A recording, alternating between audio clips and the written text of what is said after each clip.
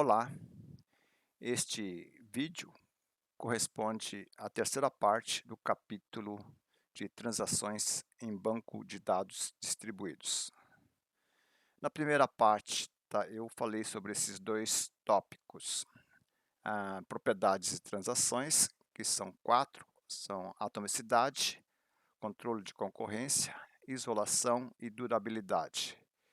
Eu mostrei como é feita a recuperação em banco de dados centralizado, é basicamente utilizando os arquivos log, tá? Para maior eficiência, a gente utiliza os registros de checkpoint. No segundo vídeo, tá? Eu falei sobre como é feita a recuperação em banco de dados distribuídos. Nesse caso, a ideia é utilizar o protocolo de cometimento de duas fases. Nesse protocolo, a gente pode endereçar, lidar com falhas de host e falhas de perda de mensagens. Eu mostrei que este protocolo pode ser estendido para um protocolo de cometimento de 3 fases, de modo a acomodar a falha do coordenador depois do envio de prepare. Ok, neste vídeo, eu vou falar sobre o controle de concorrência centralizado, como é feito o controle de concorrência em transações de banco de dados centralizados, tá ok? O controle de concorrência é uma das propriedades, que as transações devem ter. A ideia do controle de concorrência é para manter, a transação consistente, tá ok? Vamos lá então. Bom, eu vou dar algumas definições, de modo para nós podermos entender, a técnica, tá? Então, a ideia então é mostrar alguma técnica que consiga controlar a concorrência em bancos de dados centralizados, de modo a evitar que as transações computem de forma errada, tá? Então vamos lá então.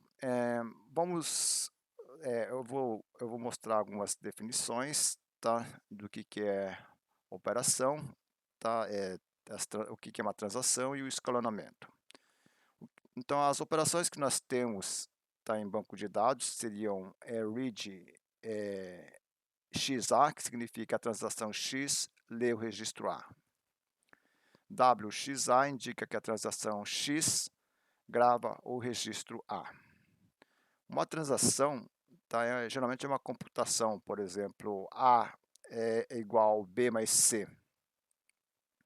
Então, nesse caso, nós temos 3 operações, né? Operação de leitura de C, leitura de B e gravação de A. Óbvio que para fazer a gravação de A, há necessidade primeiro de ler, os registros B e C. Então, a gente pode ordenar, as operações da transação numa sequência. Por exemplo, a transação X lê B, a transação X lê C, depois de ler B e C, então a transação X consegue então computar a soma e gravar A. Esse menor indica indica a relação precede. Ok, então agora nós podemos definir, o escalonamento. O escalonamento é uma sequência de operações realizadas por transações. Num contexto de um computador, a gente não executa apenas uma única transação. A ideia é utilizar os recursos de forma eficiente. Então, o que nós temos em geral, nós temos várias transações sendo executadas de forma concorrente num computador. A gente pode pensar que cada transação, por exemplo, corresponde a uma thread, Então, nós teríamos várias threads sendo executadas de forma concorrente. Eh eh, como é sequenciada, essa execução? Nós temos várias operações de várias transações sendo executadas, então eu vou dar um exemplo, Nós temos aqui 2 transações, a transação X, que é A igual a B mais C, a transação Y, que é D igual a B mais C, tá?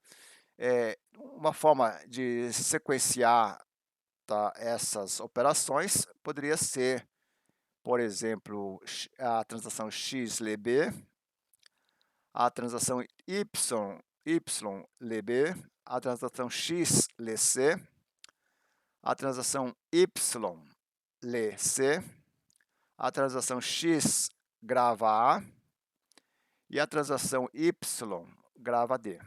Tá? Vocês conseguem perceber que tem uma intercalação aí das operações das transações X e Y, X, Y, X, Y, X, Y. Tá? No caso, tá? Esse escalonamento é razoável, vamos chamar assim, por quê? Porque para computar, tá, a soma de B mais C, tanto pela transação X quanto pela transação Y, todas as leituras ocorrem antes das gravações, tá ok? Então, S1, tá, é dito que é o escalonamento concorrente, uma vez que as operações de Tx e Ty são intercaladas. E Tx e Ty a gente pode dizer que são concorrentemente ativas. Tá ok? Bom, então agora nós podemos definir, tá, um escalonamento serial. Né? S1 é um escalonamento, mas vamos definir agora o que é um escalonamento serial. Tá, um escalonamento é serial se nenhuma transação é executada de forma concorrente ou intercalada.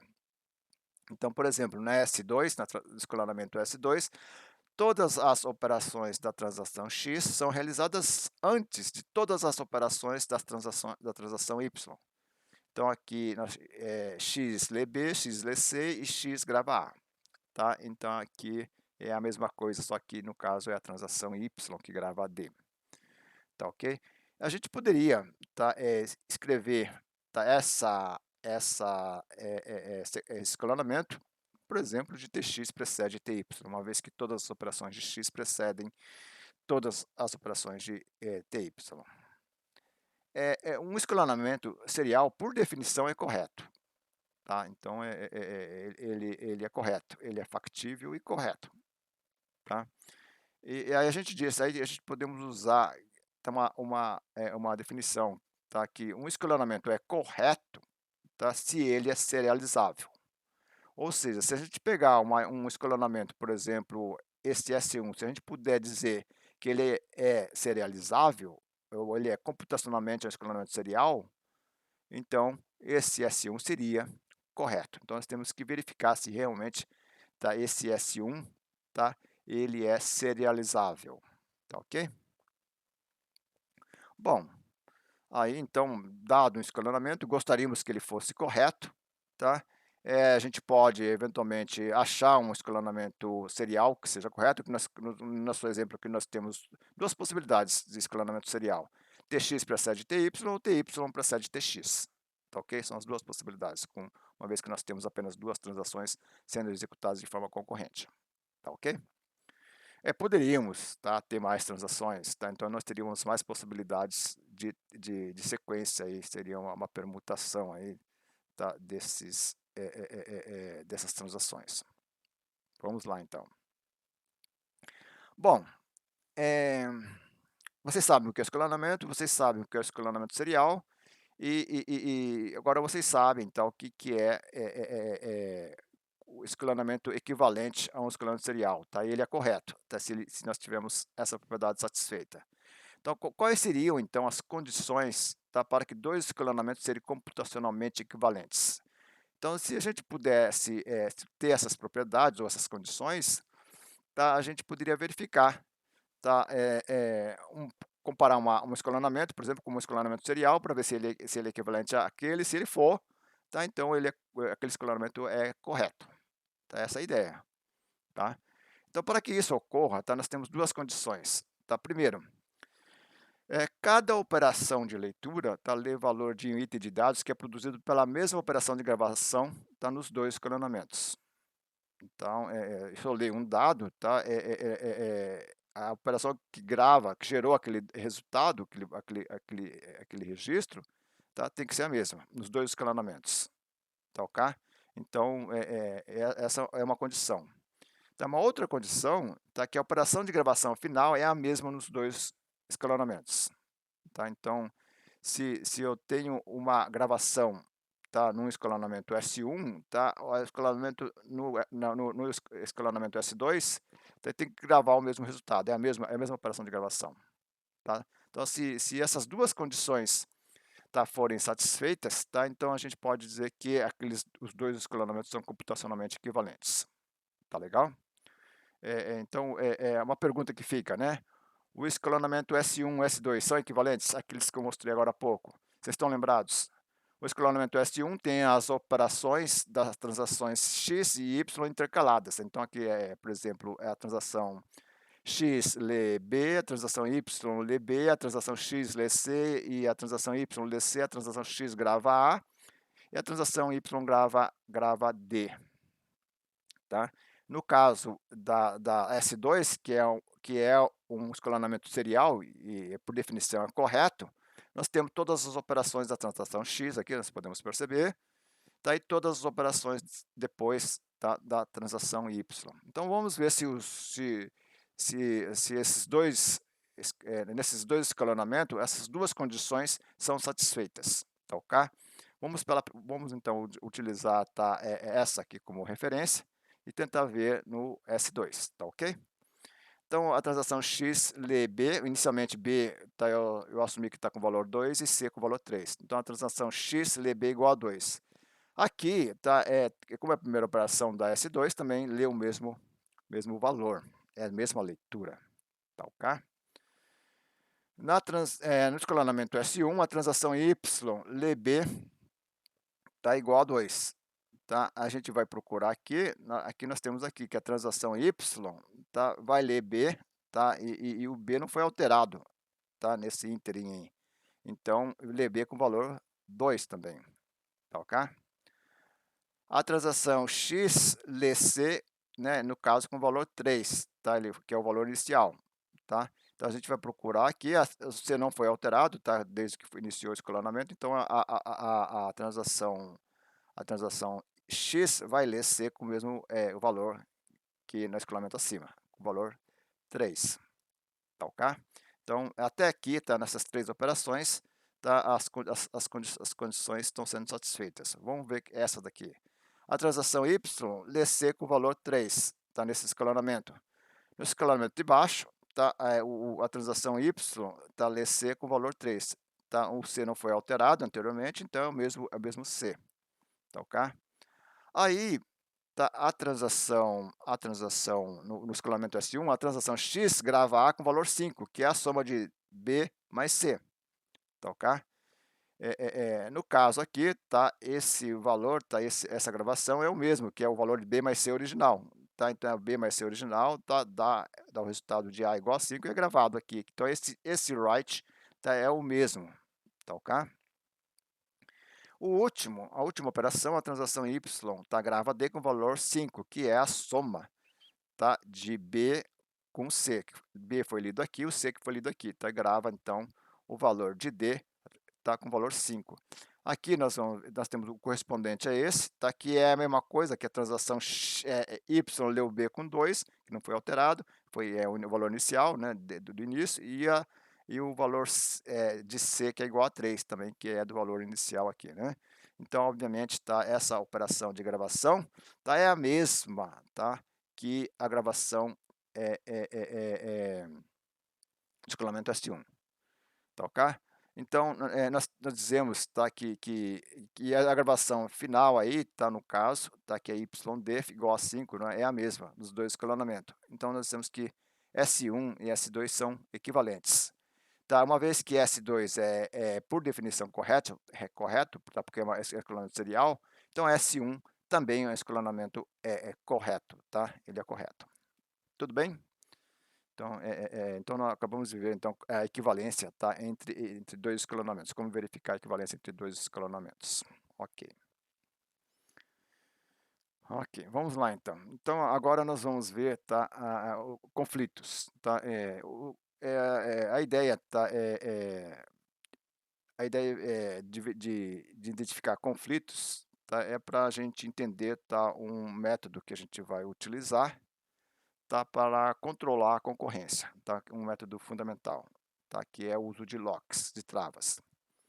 Então, primeiro, tá, uma definição, duas operações estão em conflito, nós temos, se elas operam no mesmo item de dados, e uma delas é a operação de gravação. E a outra pode ser tanto de leitura quanto de gravação. Então, a gente pode ter um conflito read-write ou write-write, tá? E elas são emitidas, obviamente, por transações separadas, tá ok? Então, a gente não tem tal conflito numa única transação, tá? Elas têm que estar, temos que ter duas transações. Então, vamos ver um exemplo. Vamos ver aqui o conflito read-write, que é read xa, w, y, a. Então, x é uma transação e y é uma outra transação, tá? No item A. Podemos ter também o conflito YA, tá? No caso aqui, a Y está sendo, a transação Y está querendo gravar A e a transação X está querendo ler A, tá? A gente chama essas duas aqui de conflito read-write, tá? A gente não usa write-read, tá? Então eu uso o mesmo termo, tá? Read-write para essas duas formas, tá? Nós temos que supor que tem essas duas formas. E o conflito write-write, tá? Que é o conflito XA e WYA. No caso aqui, tá? A transação X grava A e a transação Y grava A.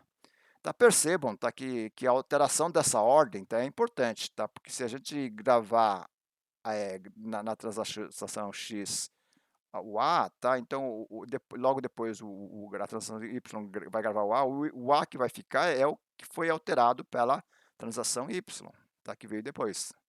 Tá? Então, isso é importante, tá? A ordem, tá, dessas operações conflitantes, tá, obviamente produz resultados diferentes, tá ok? Vamos lá, então. Vamos supor, tá, que nós tenhamos, tá, a transação X, agora D é igual a E mais A, tá? A transação Y é A igual a B mais C. Tá, o registro comum aqui, tá, é o A, tá? Aqui o A está sendo lido, né? Vou ter que botar uma operação de read e aqui ele está sendo gravado, né, pela transação Y. Então vamos supor que nós tenhamos esse escalonamento aqui, tá? RXE, RYB, RXA, tá? RYC, WXD e WYA. Então nós temos aí, tá, estamos intercalando, tá, as operações da transação X e Y, tá? Ok.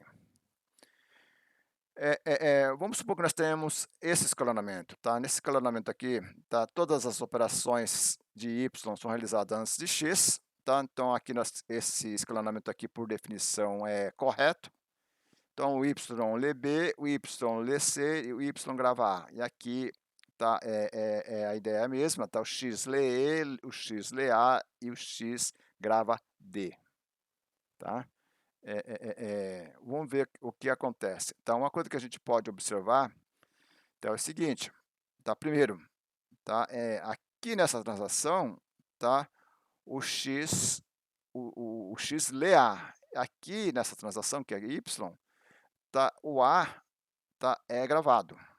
Então, se a transação Y for realizada antes da transação X, tá?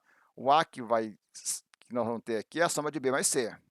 E ele vai ser, então, o A que vai ser lido aqui vai ser a soma de B mais C. Correto? Se a execução da transação Y ocorrer primeiro. Tá ok?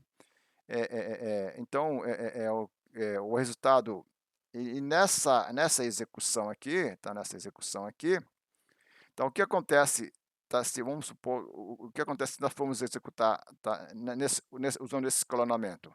Se a gente supor que todos os valores, tá, são iguais a 1, tá? E, A, B e C, então, o que nós teríamos, tá? Então, no caso aqui, X tá, lê E, tá? O Y lê B, está com valor 1, X lê A, está com valor 1, então vai somar E com A, vai dar 1 mais 1, dá 2, né? Então aqui o D vai ser gravado com valor 2, correto? A transação Y vai ler B com valor 1 e vai ler C com valor 1, então a soma de B mais C vai dar 2, vai gravar então A com valor 2, tá ok? Então, a gravação final de A aqui, tá, vai ser resultado igual a 2, tá? Esse que vai ocorrer, tá ok? Nesse caso aqui, tá? Nesse caso aqui, nós temos, desculpe, o y vai gravar com valor 2, nesse escalonamento, nós temos que observar também que x, tá? A transação x vai gravar d com valor também 2, tá? Então, tanto d e a, tá? Eles vão ter os mesmos resultados, que vai ser igual a 2, tá ok? Vamos analisar agora esse escalonamento, tá? Esse escalonamento aqui, todas as operações de y são realizadas antes de x, então aqui o a aqui, assim, que é gravado, vai ter valor 2. E quando ele é lido aqui, tá, ele vai ser lido com valor 2. Então, o d, tá, final que vai ser gravado, vai ser o valor 2 mais o valor de e, que é igual a 1. Então, o d final aqui vai ser igual a 3, tá? O d aqui, o valor foi igual a 2. Então, tem um impacto, tá? Quando essas operações conflitam, tá ok? Tem um impacto. Ok. Então, vamos agora considerar, tá? Essas duas transações, tá? A é igual a B mais C e na transação X e na transação Y, tá? A é igual a C mais D. O que nós podemos perceber facilmente aqui é que A está sendo gravado pela transação X e A está sendo gravado pela transação Y. Então, a ordem aqui também vai importar. Por quê? Porque tá, se a transação X da gravar A primeiro, então o que vai permanecer como final, como gravação final, é a gravação feita pela transação Y, tá? Então, dependendo do escalonamento, tá, nós podemos ter resultados diferentes, tá? Vai depender da ordem, obviamente, se esses B, C e D, obviamente um deles tiver valor diferente, né? Aqui nós estamos assumindo que D, tá, tem o valor igual a 2, tá ok? Então, a gravação final vai ser diferente, tá? Então, esses dois escalonamentos aqui, tá, eles produzem resultados diferentes, tá ok? É isso que ocorre, ok? Então, o que nós temos que analisar? Em termos de conflito, tá, a condição para equivalência de escalonamento é a seguinte, tá? Dois escalonamentos, tá, S1 e S2, são equivalentes, tá? Se para cada par de operações conflitantes, OX ou Y, tá? Então, aqui, a operação conflitante aqui são essas duas. Essa aqui é uma operação conflitante. Read X por A, a transação X lê A, e aqui nós temos a transação Y grava A. Então, é um conflito read-write, tá? E aqui a transação X precede a transação Y, tá? A transação X precede a transação Y. No escalonamento ocorre antes, tá? E aqui, tá? Desculpe. Aqui, tá, a transação Y, tá, precede, tá, a transação X. Tá? E por isso que os resultados, tá, são diferentes, porque a ordem aqui das transações, tá, das operações conflitantes, tá, são diferentes. Aqui x precede y e aqui y precede x. E aqui é a mesma coisa no conflito write-write. Tá? A transação x aqui precede a transação y na operação conflitante write-write A, e aqui é a mesma coisa, só que a y precede x. Tá ok? Ok, então. Tá, em termos de conflito, tá? Em termos de conflito, a condição para equivalência de escalonamento é a seguinte: dois escalonamentos, tá? S1 e S2, tá? Por exemplo, esses dois aqui, são equivalentes se para cada par de operações conflitantes, OX ou Y, tá? Por exemplo, né? OX ou Y, aqui é OY ou X, né? Aqui é OX ou Y, aqui é OY ou X, tá? Se para cada par de operação conflitante, se OX precede OY em S1, então, tá, ele tem que, a sequência tem que ser observada em S2 também. O que não ocorreu aqui. Tá, aqui, tá, X precedeu Y, mas aqui o Y precedeu X. Então, esses dois escalonamentos, S1 e S2, não são conflitantes. Tá? Da mesma forma, aqui, Tá? X precedeu Y, tá? E aqui Y precedeu X, nessa operação conflitante de write-write. Tá? Esses dois escalonamentos não são conflitantes. Desculpe, não são equivalentes, desculpe. Eu falei, me empolguei aqui, tá? Não são equivalentes. Tá legal? Então, nós temos a condição, tá, de equivalência para dois escalonamentos, tá, com essas operações que têm conflito. Tá? E o conflito, então, que dita, tá, que dita então, quando que elas são equivalentes ou não. Beleza? Bom, então nós sabemos, tá, que existem conflitos com operações de read, write, write, read ou write, write, tá? Agora vamos falar sobre locks, tá? De modo que a gente possa introduzir a técnica, né? O esquema de lock de duas fases. Tá, o lock, que podemos falar de trava, tá? É um mecanismo de controle de concorrência para forçar, tá, a serializabilidade. Então, nós temos dois modos de lock, o modo compartilhado e o modo exclusivo. Então, vocês provavelmente devem ter visto isso na disciplina de banco de dados. Então, uma transação bem formada, tá, deve adquirir, tá, um lock no modo compartilhado, antes de ler, um item de dados. Se essa transação for gravar, tá, o modo que ela tem que obter, tá, é modo exclusivo. Tá, ok? Então é isso que uma transação, tá, tem que fazer. Tá, ok? Se uma transação, tá, obteve um lock, tá, em modo exclusivo para um registro, por exemplo, tá, num registro A, e a outra transação, tá, não vai conseguir obter o lock, tá, seja no modo exclusivo ou no modo compartilhado. Se ela quiser fazer, mesmo que ela quiser fazer leitura ou gravação, ela não vai obter, porque já foi obtida pela primeira transação. Então, a outra transação não vai conseguir obter lock. Se alguém obteve o lock no modo exclusivo, tá, então aquele registro já está pego, tá, e não vai ser concedido para ninguém. Tá legal? Até essa transação liberar. Então, ela pode obter o lock e ela pode liberar também. Tá? Essa é a ideia. Agora, se uma transação obteve um lock no modo compartilhado, é o shared que a gente fala no inglês, né, num item de dados, a outra transação não consegue obter no modo exclusivo, mas ela consegue obter no modo compartilhado. Então, uma outra transação que, se quiser obter o lock no modo compartilhado, ela consegue. Então, se uma transação pegou para ler, a outra transação pode pegar aquele registro para ler também, é modo compartilhado. O que não pode acontecer, tá, é uma transação querer pegar para escrever. Não pode, porque alguém já pegou para ler, tá, pegou para ler e não liberou ainda. Enquanto não liberar, tá, a outra transação fica aguardando. Então, tem uma espera. Então, a gente pede o lock, tá, e se tiver, tá, vamos dizer assim, se foi pego no modo exclusivo, tem que esperar. Se for no modo compartilhado, a gente pega, é o seguinte, posso pegar, se eu for fazer leitura, aí eu posso pegar, porque ele pode compartilhar. Agora, se eu for fazer gravação, eu não consigo pegar, tem que esperar. Tá, ok? Essa é a ideia dos locks.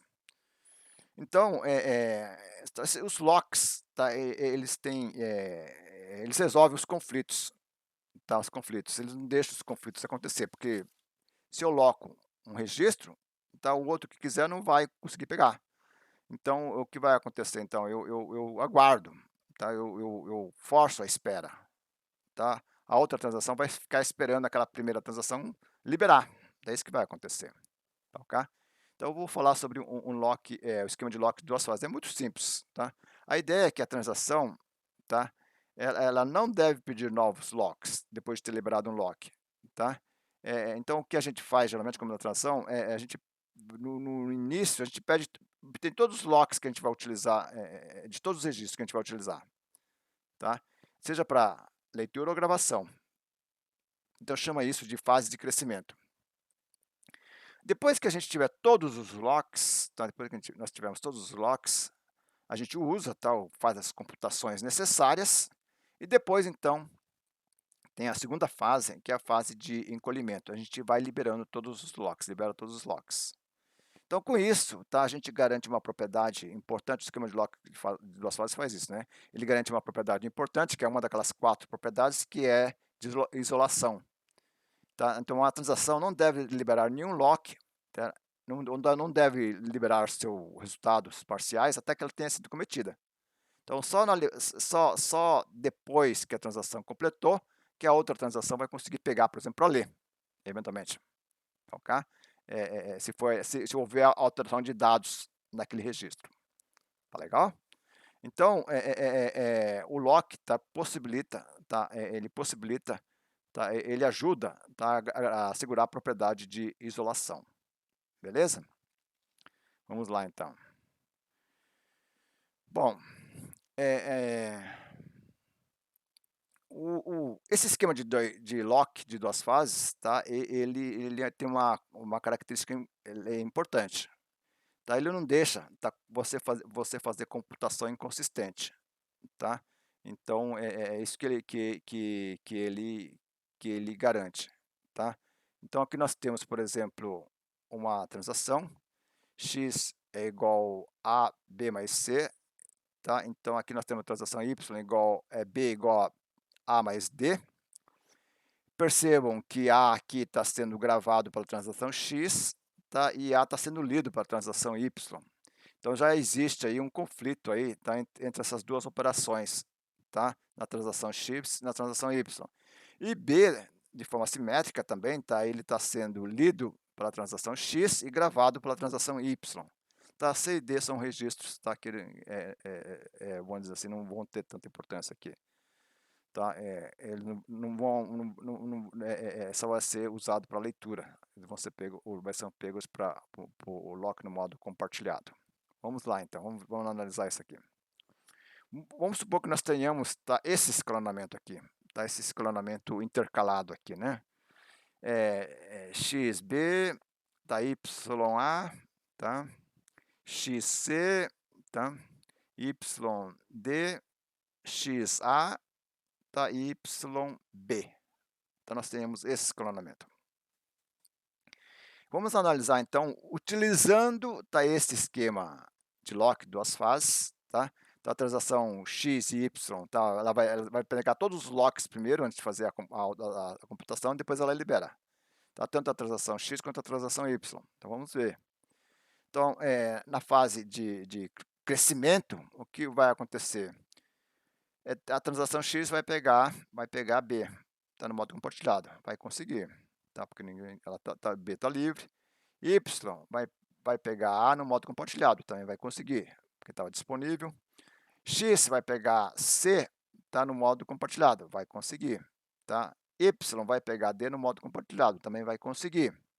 Aí, então essas quatro obtenção de locks foram ok, tá? Não teve problemas. Aí, na transação, quando for tentar fazer essa operação aqui, na fase de crescimento, na verdade, né, a transação X vai tentar pegar o lock em A no modo exclusivo, porque vai gravar o A. Só que o A já foi pego no modo compartilhado, então é um conflito isso aí. Tá? Então não consegue. Então aqui o que vai acontecer? Quem pegou o A? Tá, se a gente for olhar aqui, né, o A foi pego pelo Y. Então, a transação X vai esperar a transação Y, liberar, porque está na fase de crescimento. Mas as duas execuções de transações também estão na fase de crescimento. O Y, no caso, vai tentar pegar o B para a gravação. Tá? Só que o B foi pego já pelo X no modo compartilhado. Então, a transação Y não vai conseguir. De forma simétrica, ela vai ficar esperando a transação X liberar. Então, aqui nós temos uma espera cíclica, da TY aguarda TX em B, desculpe, e TX aguarda TY em A. Você já sabe o que é isso, né? Eu já expliquei o que é isso. Isso é o famoso deadlock, tá? Que eu expliquei no capítulo passado aí.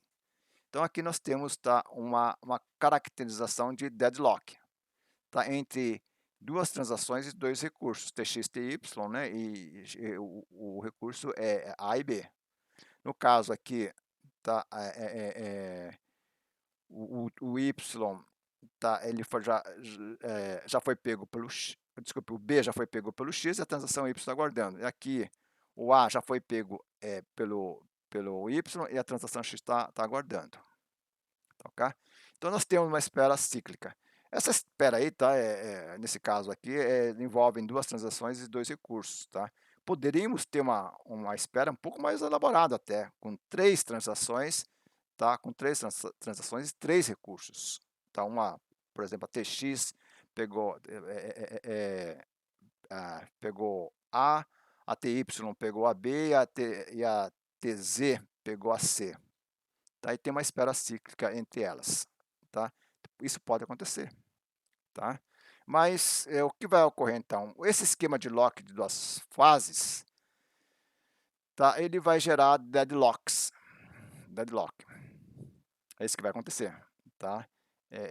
Esse ele não permite que você execute, tá, a transação e gere resultado inconsistente, tá. Então ele vai gerar deadlocks, tá.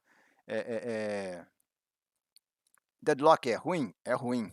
Mas o que que é pior, gerar um resultado inconsistente ou ter o deadlock?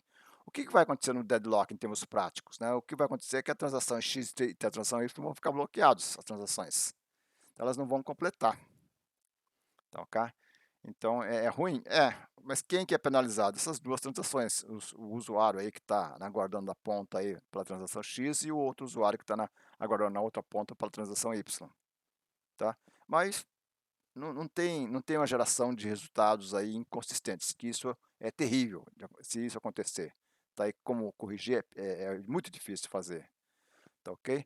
Então, a gente troca um problema, tá, de gerar inconsistência para o outro, que é ter deadlock. Mas o deadlock, tá, a gente pode quebrar, vocês viram no capítulo de detecção de deadlocks, podemos detectar que existe né, como essas 2 transações vão ficar bloqueadas, vão ficar por um determinado tempo, tá, então o deadlock não é desfeito, vocês estão lembrados disso?